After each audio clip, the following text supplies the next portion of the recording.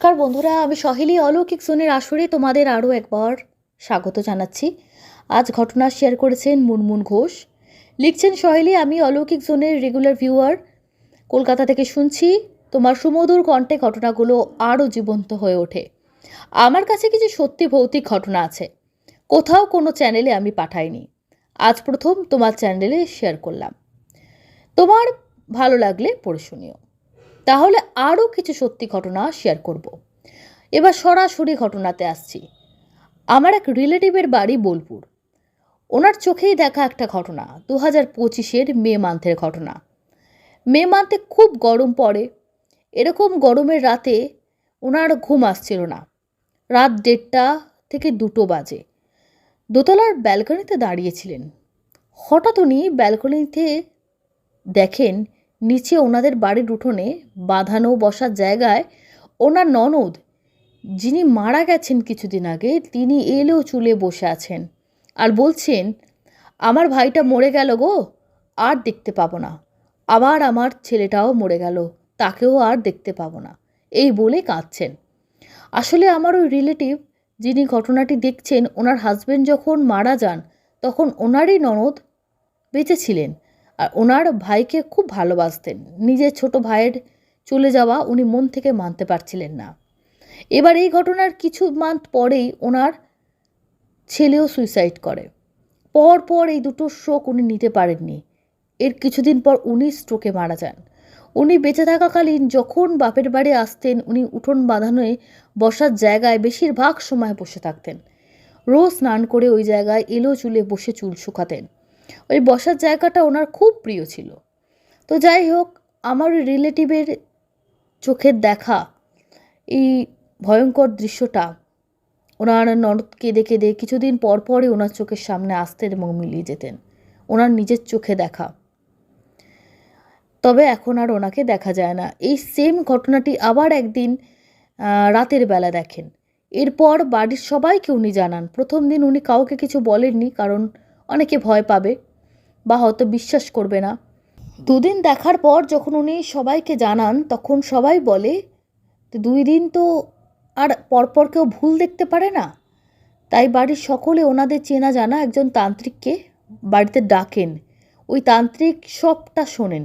উনি বলেন যে উনি ওনার বাপের বাড়ির আর ওনার ভাইয়ের খুব ভালোবাসতেন। মায়া কাটিয়ে উঠতে পারছেন না। ওনার ছেলে সুইসাইড করাটা ওনার মরার পরেও তাকে শান্তি দিচ্ছে না। ওনার আত্মা মুক্তি পাচ্ছে না। ওই তান্ত্রিক এক নির্দিষ্ট তিথিতে ক্রিয়াকর্ম করে পুরো বাড়িটাকে বন্ধন করে। তারপর থেকে আর কাউকে দেখা যায়নি। ওনার ছেলের বউ, মানে যে ছেলেটি সুইসাইড করেছে তারই বউ, ওনাকে ওই বাড়িতে বসে কাঁদতে দেখেছিল। তাই তার বাড়িটাও বন্ধন করানো হয়, মানে ওই মহিলার যে নিজের বাড়ি সেটাও বন্ধন করানো হয়। এই ছিল একটি ছোট ঘটনা। জানি না কেমন লাগলো। যদি ভালো লাগে পড়ে শুনিও। ফার্স্ট টাইম লিখছি। ভালো থেকো। অলৌকিক যেন আরও বড় হোক এই কামনা করি। ধন্যবাদ আপনাকে। ছোট ঘটনা, কিন্তু ঘটনাটা একটু অন্যরকম।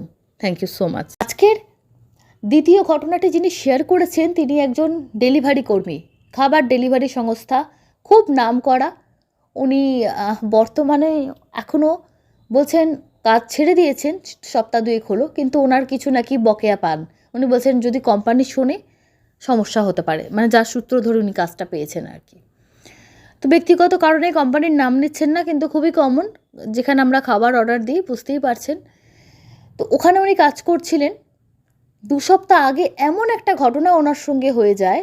উনি বলছেন তারপর থেকে আমি অবাক হয়ে যাচ্ছি, যে এখনও নিজে বিশ্বাস করতে পারছি না যে এটা কি হয়েছিল আমার সঙ্গে। বলছেন, আমি অনেক দিন ধরেই কাজটা করছিলাম। আমি পার্ট টাইম পড়াশুনো করি, তাই জন্য একটা কাজের আমার দরকার ছিল। বাড়ির আর্থিক অবস্থা একটু খারাপ। বাবার ওপর চাপ পড়ে যাচ্ছে, দাদার ওপরও একটা চাপ। আমি একটু নিজের মতন করে চেষ্টা করছিলাম একটা আর্নিংয়ের। তো ওই ডেলিভারির জবটা অনেকেই করছে, আমার কাছে বাইক ছিল, আমি চান্স পেয়ে গেলাম, করছি। বাড়িতে কেউ কিছু বলেছে, হ্যাঁ কাজই তো করছে, ভালো তো, বসে আড্ডা মারার থেকে ভালো একটা কাজের মধ্যে আছে। তো সবাই এগ্রি, আমিও কাজটা করছি। বিশাল কিছু একটা না পেলেও একটা ডেলিভারির ওপর একটা কমিশন আমাদের থাকে। বলছেন ডেলিভারি কর্মীদের নাকি অনেক কিছু হয় এরকম শুনেছি।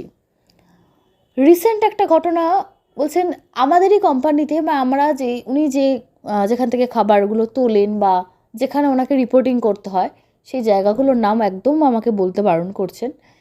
তো সেখানে একটি ছেলে কাজ করতো মাস তিনেক আগে, মানে উনি যখন মোটামুটি নতুনও না পুরনো না, তখন ওই ছেলেটি অ্যাক্সিডেন্টে মারা যায়।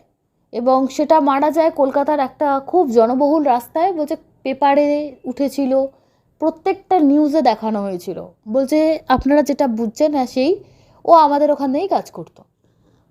ছেলেটা মারা যাওয়ার পর আমি ছেলেটার সঙ্গে এত গল্প হতো, রোগা পাতলা চেহারা ছেলেটা, ওর অবস্থা ফ্যামিলির খুব খারাপ। তো 3 দিন মুখে ভাত তুলতে পারিনি আমি।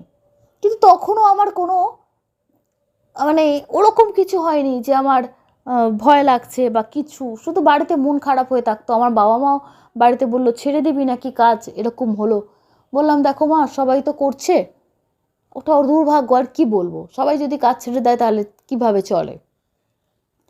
বর্তমানে এই অ্যাক্সিডেন্ট প্রায় হওয়ার পর জন্য অনেক কাস্টমাররা এখন বুঝতে শিখেছে, অতটা চাপ দেয় না। কিন্তু সেদিন উনি বলছেন একটা ডেলিভারি ছিল বিরিয়ানির, তো হঠাৎ করে অর্ডারটা এলো। তখন বলছেন দুপুর 1:45 বাজে অর্ডারটা এলো। আমার কাজ হচ্ছে আমি যাব রেস্টুরেন্ট থেকে খাবারটা পিক আপ করবো, করে আমি গিয়ে দিয়ে আসবো। উনি যে রেস্টুরেন্টের কথা বলছেন, রেস্টুরেন্টটা বলছেন এমনই, ওদের রেটিং খুব খারাপ, সব সময় মানে দূর থেকে 3 নম্বর রেটিংয়ে থাকে আর কি। কিন্তু ওরা কি করেছে, বিভিন্ন রকমভাবে চালাকি করে অ্যাকাউন্ট খুলেছে অন্যান্য নামে, না মানে অন্যান্য নামেও রেস্টুরেন্ট খুলে ওই সাইটে দিয়ে রেখেছে আর কি। তো এবার যারা অর্ডার করে তারা বুঝতে পারে না, দামটা বেশ কম রেখেছে খাবারের, অনেকেই অর্ডার করে চটজলদি, কিন্তু খাবারটা ডেলিভারি নেওয়ার পর বুঝে যায় যে ওটা ওইখানকার খাবার। তো খাবারটা অর্ডার দিয়েছে, দিয়ে যার কাছে গেছিলাম তার কাছে আমি খাবারটা দিয়ে এসেছি। তার আগে সেই ভদ্রমহিলা যিনি অর্ডার করেছিলেন আমাকে ফোন করেছিলেন। আমি জাস্ট দিয়ে চলে এসেছি, ওই নাম্বারে আমাকে আবার উনি কল করেন। আমি বলছি কী হয়েছে, বলে আপনি নিজে একবার আসুন, এসে দেখে যান, আমি কিছু বলবো না। আমি বলছি কী হয়েছে ম্যাডাম বলুন। উনি বলছেন আমি কিছু বলবো না, আপনি এসে দেখুন, নাহলে তো আপনারা ভাববেন আমি মিথ্যে কথা বলছি, তাড়াতাড়ি আসবেন। বলে আমি যাই, গিয়ে উনি বিরিয়ানির কৌটোটা খুলে আমাকে দেখান যে দেখুন তো এটা কি মানুষের খাবার যোগ্য। আমি দেখে অবাক, মানে কাঁচা কাঁচা মাংসের টুকরো ভাসছে। আমি চাইলে ওই সময় ওটাকে ভিডিও করে সোশ্যাল মিডিয়ায় ভাইরাল করে দিতাম, লোকে দেখতো। আমি ভাবছিলামও একবার, ভদ্রমহিলা বলছেন আমি এটার খুব স্টেপ নেবো, এই নেবো সেই নেবো। আমি বললাম ম্যাডাম কোথাও কিছু গণ্ডগোল হয়েছে, আমি কথা বলছি, আর এই কোম্পানি যাতে একটা ব্যবস্থা নেয় রেস্টুরেন্ট সম্পর্কে, এরা বিভিন্ন নামে খুলে রেখেছে পেজ, আমি ব্যবস্থা করছি। ওই দেখুন তো এটা খাওয়া যায়, তাহলে এরকম কথাবার্তা মানে রাগারাগি হয়। তারপর আমি খাবারটা তুলে নিয়ে চলে আসি। এরপরে আমাদের যা প্রসেসিং হয় সেভাবেই কোম্পানি বোধহয় ওনাকে টাকা ফেরত দিয়ে দেয়। যাই হোক, তার আবার ঠিক 2 দিন বাদে আরও একটি অর্ডার আসে ওই সেম দোকানের। আমি গিয়ে দোকানদারকে খাবার তোলার সময় বলি আগের দিন কিন্তু প্রচুর ঝামেলা হয়েছিল, কাঁচা মাংস ছিল। দোকানদার তো ন্যাচারালি স্বীকার করছে না, বলছে কাঁচা মাংস কখনো কেউ বিরিয়ানিতে দেয়, আমাদের একটা বুদ্ধি নেই। হাঁড়িটাকে দেখালো, দেখো তো কোথায় কাঁচা মাংস আছে। আমি দেখলাম যে না, বিশাল একটা হাইফাই না হলো সাধারণ যেমন বিরিয়ানি হয় আর কি, হাঁড়িটা দিনরাত্রি রাস্তায় দাঁড় করানো থাকে, হয়তো কোনো কারণে কোনো নোংরা পড়েছিল, এরকম নিজের মনকে বুঝ দিচ্ছে, কিন্তু চোখে দেখা যে কী ছিল এই বাটিটার মধ্যে। আজকে যখন খাবারটা নিয়ে অন্য একটা কাস্টমারকে দিতে গেলাম, উনি বলছেন তিনি কমপ্লেন করেছেন যে এই এই অবস্থা, দেখুন সেই একই নোংরা পড়ে আছে। আমরা প্রত্যেকবার এবার ওনার নামে রেস্টুরেন্টের নামে অ্যাকশান নেওয়া হয়েছে, বলেছে যাতে ওরা এরকমভাবে পেজে না থাকতে পারে, কারণ এভাবে প্রচুর লোকের ক্ষতি হচ্ছে, রেটিং তো খারাপ আছে, ওদের সব কিছু খারাপ। কিন্তু দোকানদার ন্যাচারালি কোনো কিছু স্বীকার করতে রাজি না, সে মানতেই চাইছে না তার খাবার এরকম হচ্ছে। তার কিছুদিন বাদে বলছে সেই যে মহিলা যিনি প্রথম যার কাছে খাবার গেছিল, তিনি একটু রাগারাগি করেছিলেন, তিনি বলছেন ওই খাবারটা তুমি যেদিনকে এসে দিয়ে গেলে, তারপরে চেঁচামেচি হলো, ওটাকে দিয়ে নানা রকম হলো, আমি তো তোমাকে ফেরত দিতে চেয়েছিলাম, তুমি নিয়ে যেতে চাইলে না, তোমার কোম্পানির থেকে ফোন করানো হলো, কাস্টমার সার্ভিস থেকে এই সব করানো হলো, তারপর থেকে আমার বাড়িতে সাংঘাতিক উপদ্রব শুরু হয়েছে। বলছে কি উপদ্রব ভাই? বলছে দেখো, কারণ ওই সময় এখন অনেকের মনে হতো ডেলিভারি বয়ের পার্সোনাল নাম্বার উনি পেলেন কোত্থেকে, সেদিন ঝামেলার সময় নাম্বার এক্সচেঞ্জ করা হয়েছিল, উনি নাম্বারটা নিয়েছিলেন, আরও অনেক কিছু মানে ওদের যে কোথায় থাকে কোনো বসে টসে সেখানকার নাম্বারও নিয়েছিলেন। বলছে যে তারপর থেকে আমার বাড়িতে প্রচণ্ড প্রবলেম শুরু হয়েছে, বাড়িতে আমি যে কোনো খাবার রান্না করছি ওই নোংরাটা দেখছি ভাসছে। বলছে কি বিশ্বাস না হলে আমি ডেকে দেখাতে পারি। এবং সারা দিন বাড়িতে নয় ঘিয়ের গন্ধ বেরোচ্ছে, কখনো কেশরের গন্ধ বেরোচ্ছে সারাদিন, আর রাত্রিবেলা মনে হচ্ছে যেন বাড়িতে বিরিয়ানি রান্না হচ্ছে, আর রাত্রি হলে শুধু পচা গন্ধ, কাঁচা কাঁচা মাংস পচে গেলে যেমন গন্ধ হয়, সেই গন্ধ মোটামুটি রাত্রির 10টার পর থেকে শুরু হচ্ছে। যে জানলা খোলা যাচ্ছে না শীতের ভয়ে, এত ঠান্ডা হাওয়া আসছে, এদিকে ঘরে বদ্ধ, ঘরে থাকা যাচ্ছে না, ওটা ওনাদের ফ্ল্যাট ছিল, এত গন্ধ হচ্ছে। আর অদ্ভুত পরিস্থিতি, মনে হচ্ছে বাড়িতে টেকা দায় হয়ে পড়েছে, একেতে অপরিসীম ঠান্ডা, তার মধ্যেই উৎপাত।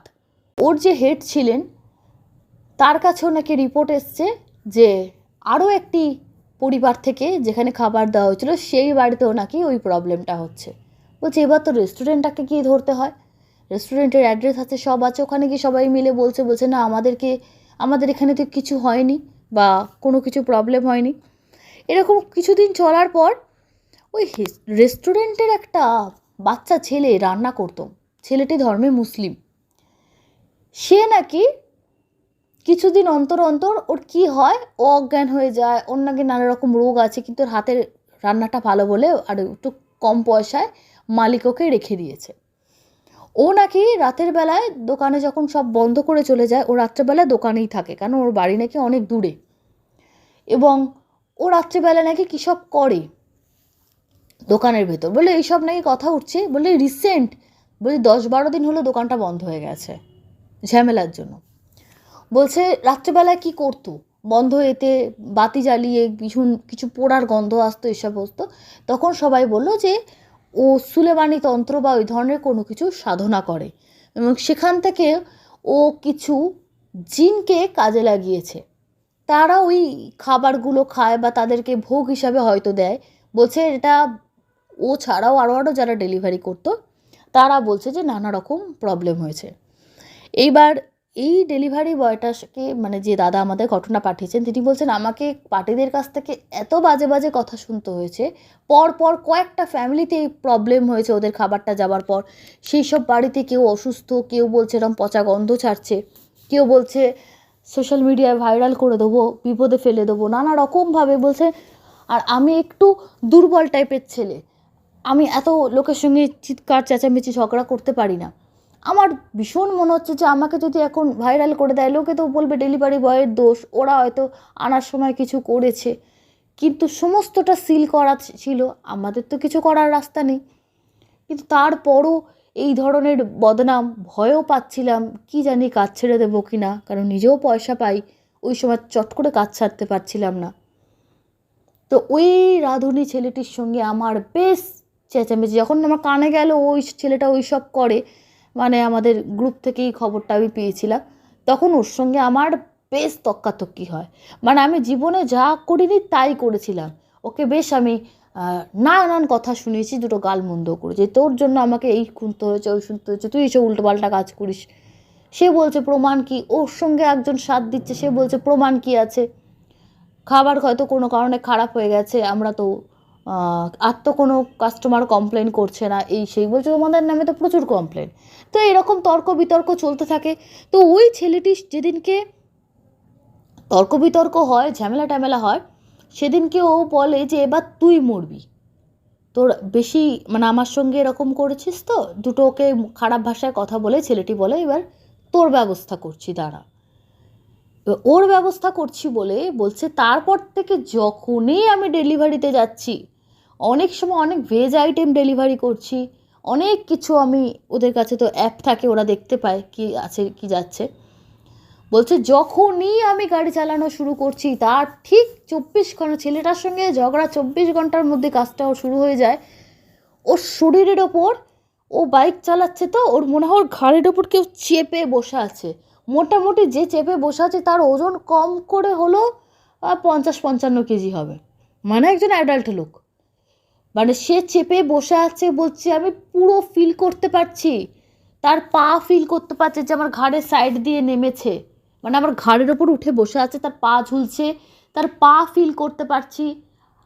মানে দর্শকরা প্লিজ খারাপভাবে নেবেন না, উনি ব্যাখ্যা করার জন্য বলছেন যে কেউ যদি ঘাড়ে বসে থাকে কারুর, আগেকার দিনে যেমন বয়স্কদের ঘাড়ে চাপিয়ে নিয়ে যাওয়া হতো তীর্থ করতে বা কোথাও, তার পাটা তো ন্যাচারালি সামনের দিকে ঝুলছে, বলছে পরিষ্কার বুঝতে পারছে তার পাটা ঠেকছে আমার পেটের কাছে এসে, এবং তার হাতের নখগুলো অনেক সময় হাতটা একটু তুলতে গেলে আমার হাতে লাগছে, আমি বুঝতে পারছি আমার গায়ে যে বসেছে মানুষের টাইপের কেউ, অথচ কেউ আমাকে মানে তাকে দেখতে পাচ্ছে না বা কেউ কিছু দেখতে পাচ্ছে না, শুধু আমি ফিল করছি। গাড়ি চালানো স্টার্ট করছি, আরম্ভ হয়ে যাচ্ছে। বিশেষ করে যখন এই বিরিয়ানি জাতীয় ননভেজ আইটেম আমি দিতে যাচ্ছি বা একসঙ্গে হয় অনেক রকম অর্ডার থাকে, এবার কি হচ্ছিল একটা অদ্ভুত জিনিস হলো, অনেক সময় ওদের যখন প্রচণ্ড তাড়া থাকে ওদের একটা ব্যাগ থাকে, আমরা দেখতে পাই একসঙ্গে অনেক খাবার কিন্তু অর্ডারে থাকে।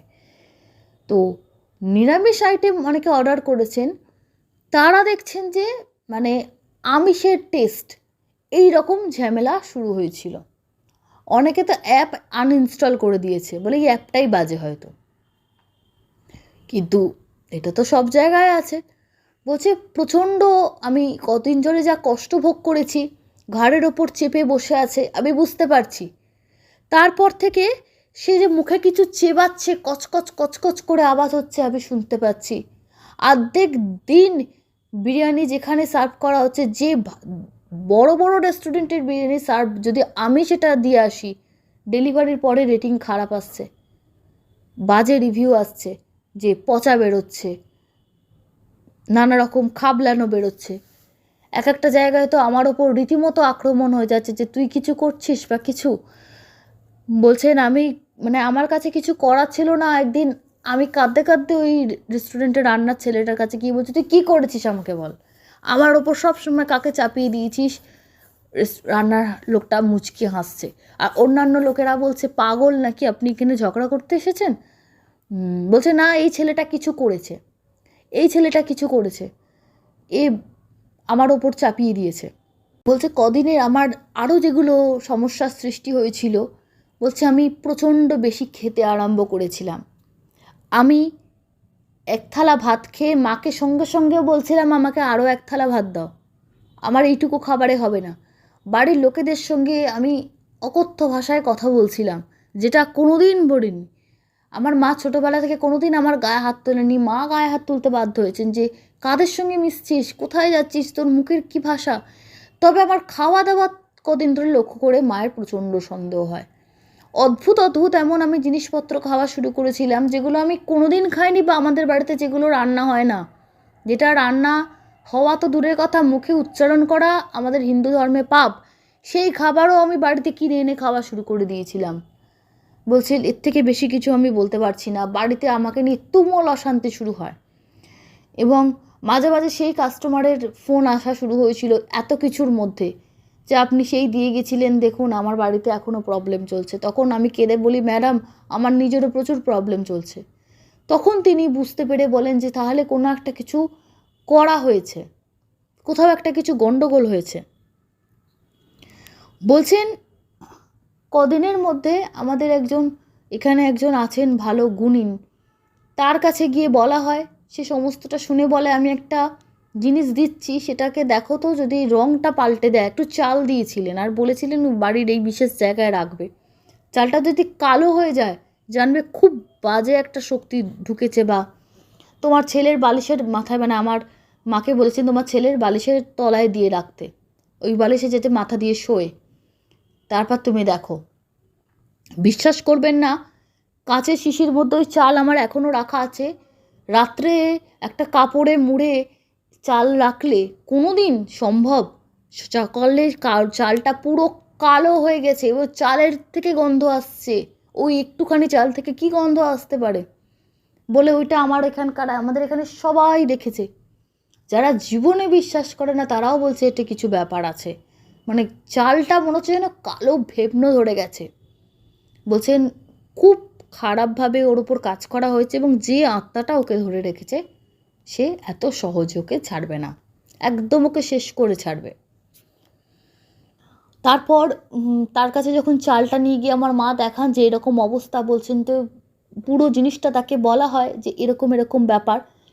ওই সময় আমি কাজ বন্ধ করি, বাড়িতে থাকা শুরু করে দিই, কেন আমি আর পারছিলাম না, শরীর খারাপ হচ্ছিল, পেটে আমি নিচু হতে পারছিলাম না, পেটে অসহ্য যন্ত্রণা, বুঝতে পারছিলাম লিভারে আমার প্রবলেম শুরু হয়েছে, কেন অত খাওয়া তো অভ্যেস নেই, যা পারছি তাই খাচ্ছি। বলছে বাজার করতে গেছিলাম দাদার সঙ্গে, বাড়িতে লোকজন আসার কথা ছিল, তারা তো জানে না, একজন আসার কথা ছিল, তার বাড়িতে বিয়ে আছে, তিনি নেমন্তন্ন করতে আসবে, দূর থেকে আসছে বলে মা বলেছিল কিছু খাওয়া দাওয়া করে যাক। বলছে প্রথমবার অতদিন বাদে বাজারে গিয়ে আমি ফিল করলাম কাঁচা মাংসের দোকান দেখে, বলে অদ্ভুতভাবে আমি দাঁড়িয়ে থাকতে পারছি না, আমরা যে এক্ষুনি নিয়ে খেয়ে ফেলি। যেমন অনেকেই যদি কেউ খুব মানে খাবার যাদের লোভ আছে বা ভালোবাসেন যারা খেতে, অনেকে হয় না মিষ্টি দেখলেই খেতে ইচ্ছা করে, একটু নিয়ে খেয়ে ফেলি, অনেকেই বলেন এই ধরনের কথা। সেরকম একটা কাঁচা মাংস দেখে ওর মনে হচ্ছে এক্ষুনি নিয়ে খেয়ে ফেলি। ও বলছে আর বেশিক্ষণ থাকতে পারলাম না, আমি ওখান থেকে সরে এলাম। দাদাকে বলাতে দাদা বলছে তোর মুখ চোখের মধ্যে কী অবস্থা, ওইভাবে কে তাকিয়ে আছিস কেন মাংসের দিকে? মানে দাদা বাজে কথা বলে বললো রাস্তার কুকুরও তো ওভাবে তাকিয়ে থাকে না মাংসের টুকরো দিক, তুই ওভাবে তাকিয়ে আছিস কেন? যেন সেই কোনো দিন দেখিস নি এরকম করছিস। দাদাকে বললাম যে আমার না এরকম মনে হচ্ছে। বলছে ভাগ, যত বাজে কথা, নোংরা নোংরা কথা, এইসব কথা কেউ বলে? তো দাদা এসে বাড়িতে মাকে বলে, মা বলছে যিনি কাজ করছেন তিনি বলছেন সময় লাগবে, এত সহজে এটা যাবে না, আপনার ছেলের উচিত হয়নি ওই ছেলেটির সঙ্গে তক্কাতক্কিতে লেগে যাওয়া।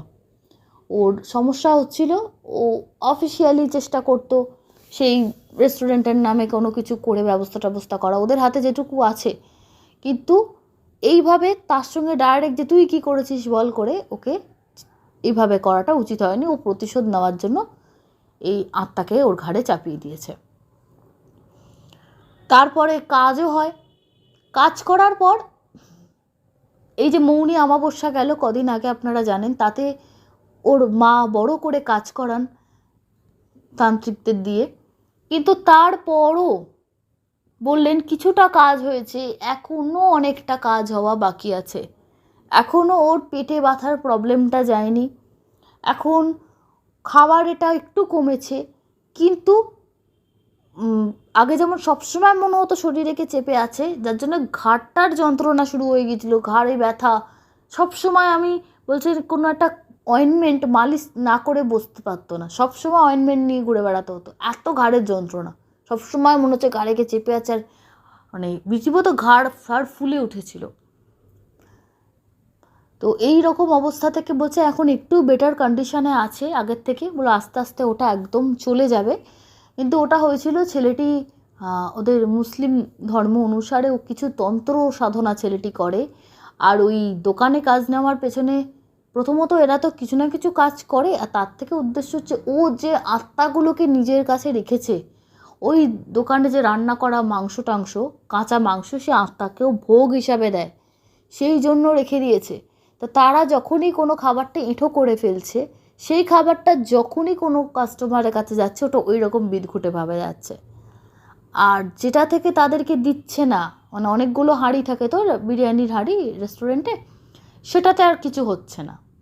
উনি বললেন এরকমই একটি ব্যাখ্যা দিয়েছেন, কিন্তু গোটা পরিবার যা ফেস করেছে, ও যা ফেস করেছে, এবং এখনও বলছে যে আমি বেশিক্ষণ সোজা হয়ে বসে থাকতে পারছি না, আমাকে শুয়ে পড়তে, আমার ঘাট থেকে কোমর অবধি এত যন্ত্রণা। যারা বলেন যত রাজ্যের ভূতের ঘটনা মিথ্যে, আমি কদিনে বুঝে গেছি যে ভূত কাকে বলে। আমি যখন বাইক চালাচ্ছিলাম এই ঠান্ডার মধ্যে, আমার ঘাড়ের ওপর যখন চেপে ছিল, আমি বুঝতে পেরেছি যে একটা মানুষের মতন অবয়ব আপনার ঘাড়ে চেপে আছে, আপনি কিন্তু তাকে দেখতে পাচ্ছেন না, অথচ অল টাইম আপনার সঙ্গে সঙ্গে সে যাচ্ছে। একমাত্র স্নান করতে গেলে আর কিছু কিছু সময় সে ঘাট থেকে নামছে, বাদ বাকি সব সময় যাচ্ছে। এবং কিছু একটা জিনিস বলেছিল, আমাদের যাতায়াতের পথে একটা খুব ভালো মন্দির পড়তো, যেখানে দিয়ে যাতায়াত করতো। এক এক সময় এত কষ্ট হতো, আমি বাইকটাকে দাঁড় করিয়ে ওই মন্দিরে গিয়ে আমি বসতাম, আর যেই মন্দিরে যেতাম শরীরটা একটু আরাম হতো। একদম শীতকালে ঠান্ডা ঘর থেকে রোদে এলে যেমন মানুষ আরাম বোধ করে, ঠিক ওভাবে আরাম বোধ করতাম আমি ওই মন্দিরে গিয়ে বসলে। কিন্তু আমাদের কাজের তো টাইমিং আছে, আমি তো গিয়ে বসে থাকলে তো হবে না, আমাকে আবার উঠে যেই মন্দির চত্বরটা থেকে বেরিয়ে বাইকে উঠলাম, আবার আমার ওপর শুরু হয়ে যেত। আমি যে কী করে কাজ করেছি আমিই জানি। অনেক জায়গা আমার ডেলিভারি দিতে, যেখানে 20 মিনিটে দেওয়ার কথা সেখানে আমার 40 মিনিট লেগে গেছে।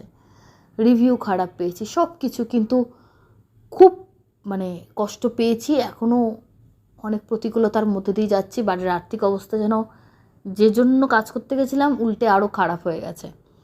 তবে দোকানটা বন্ধ হয়ে গেছে। অনেক লোকাল লোকও, আমাদের ডেলিভারি ছাড়াও যারা লোকালে ওখানে খাবার কিনে নিয়ে যেত, তারাও অনেক খাবার খারাপ পেয়েছে। দোকানটা ইতিমধ্যে বন্ধ হয়ে গেছে।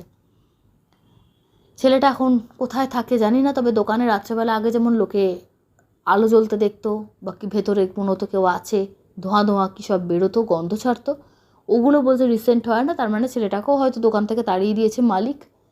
তো মালিক পরে দোকানটা খুলবে নাকি কাউকে বিক্রি করে দেবে সে তারাই জানে। কিন্তু এই ডেলিভারি করতে গিয়ে অনেক দিন ধরে কাজ করছি, কিন্তু রিসেন্ট এই যে অভিজ্ঞতাটা আমার হয়েছে, এবং তারপর আমি কাজটা এখন ছেড়ে দিয়েছি। উনি বলছেন আমি ঈশ্বরের কাছে প্রার্থনা করবো এরকম যেন সিচুয়েশান কারোর সঙ্গে না ঘটে। খুব রিসেন্ট হয়ে যাওয়া বন্ধুরা একটা ঘটনা, খুব কষ্টের মধ্যে দিয়ে এখনও উনি আছেন, খুব আর্থিক খারাপ পরিস্থিতির মধ্যে দিয়ে উনি যাচ্ছেন। হয়তো ওই ছেলেটির সঙ্গে তর্কে না জড়ালে হয়তো হতো না, কিন্তু ওনার দিক থেকে উনিও ঠিক। উনি যেভাবে কাস্টমারদের রিভিউ পাচ্ছিলেন এবং যেভাবে ওনাকে হাতের কাছে পেয়ে সবাই তো একরকম না, যা তা কথা বলছিলেন। উনি বলছেন আমি থাকতে না পেরে বাধ্য হয়ে একদিন বাস্ট করেছিলাম, ছেলেটাকে যা তা কথা বলেছিলেন যে তুই কী রান্না করিস, কী করিস, বা ওই যে জানতে পেরেছিল ছেলেটা রাত্রিবেলা কী সব করে, অন্ধকারে আলো জ্বলে, দোকানের মধ্যে গন্ধ বেরোয়, তারপরে জেনে আরও ক্ষেপে গেছিলাম। এই ছিল ঘটনা বন্ধুরা, খুব দুঃখজনক ঘটনা, কারণ উনি এখনও কষ্ট পাচ্ছেন। আশা করছি, ঈশ্বরের কাছে প্রার্থনা করছি উনি একটু তাড়াতাড়ি সুস্থ হয়ে যান, এবং যে গুরুদেবের কাছে উনি দেখাচ্ছেন বা যিনি ওর কাজ করছেন তিনি বলছেন আরও কয়েকটা অমাবস্যায় ওর এই কাজ হবে, তারপর ওর এটা পুরোপুরি ওকে ছেড়ে যাবে। এখনও কিন্তু অনেক নিয়মের মধ্যে আছে, কেন এটা আবার ঘুরে আসতে পারে। পুরোপুরি ছাড়েনি, দূরে আছে, বাড়িটা বন্ধন করে দিয়েছে, দূরে আছে, আর কিছুদিন ওকে বাইক চালাতে বারণ করেছে। সরাসরি চলে যাচ্ছি কমেন্ট বক্স সেকশানে। কমেন্ট করেছেন ভাস্বর ঝাড়িহাট, লিখেছেন লাভ ফ্রম উলুবেড়িয়া, বাবলি মল্লিক, সব্যসাচী চৌধুরী, পিয়া পোদ্দার লিখেছেন অনুতাপ হলেও সুন্দর লাগলো, আপত্তি নেই শৈলী, এরকম ঘটনা আরও শেয়ার করো অবশ্যই। ঋষি দাস ভালো লেগেছে শুনে, এরকম ঘটনা পেলে শুনিও। রেখা চন্দ্র, পাপড়ি দোলা, আদিমিম, গীতা গোস্বামী, বাবন ঘোষ, অমিতা ঠাকুর, দীপ্তি মাইতি, সর্বরী সান্যাল। আজকে এখানে শেষ করছি বন্ধুরা, আবার ফিরে আসবো আগামী পর্বে। ধন্যবাদ, শুভরাত্রি।